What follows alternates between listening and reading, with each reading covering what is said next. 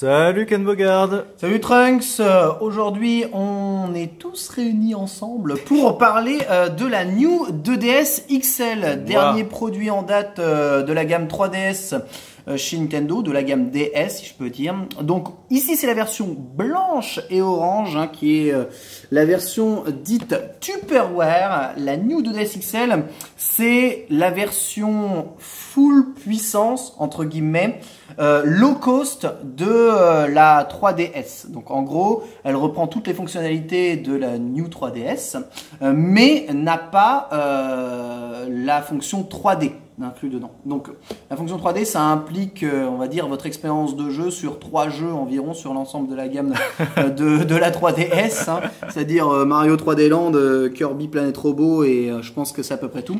Sinon le reste on s'en fout. Elle lie absolument tous les jeux New 3DS DS et c'est un produit qui est assez bien fini. Ils ont repensé la taille, elle est plus petite.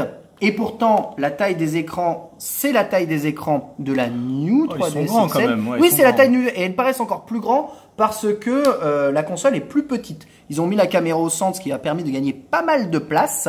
Et vous avez donc le stick C comme sur New 3DS et les boutons qui sont aussi un tout petit peu mieux placés. Notamment le bouton de Power qui se situe ce coup-ci en dessous et qui est dur à atteindre pour éviter les resets malencontreux.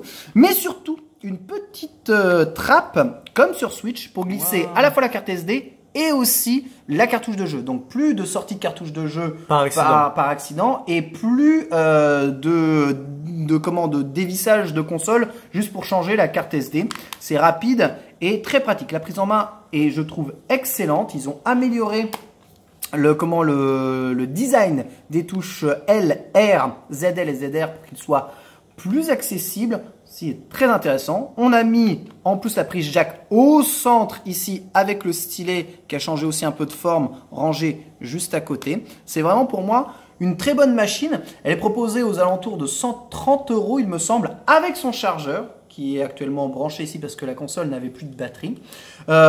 Cette console pour moi c'est la version de la 3DS ultime. Maintenant elle a quelques défauts. Après l'avoir testée, approuvé, je vous demande de me croire, sur les mêmes types de jeux. La batterie semble tenir moins longtemps que la New 3DS XL, donc c'est une version qui sort après, mais dont la batterie dure moins longtemps.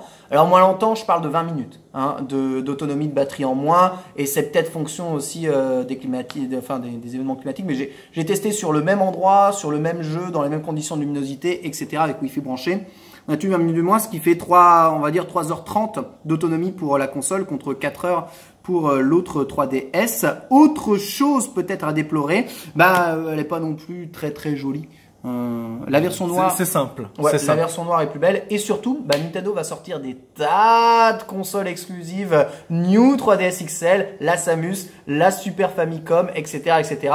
Des consoles qui font envie, qui sont collector. Ça a rien de collector. Par contre, si tu veux profiter de toute la ludothèque DS, 3DS, New 3DS, eh bien, c'est l'achat parfait pour toi. J'ai utilisé pour remplacer ma New 3DS qui est un peu vieillissante. Faut dire que je l'ai pas mal poncé.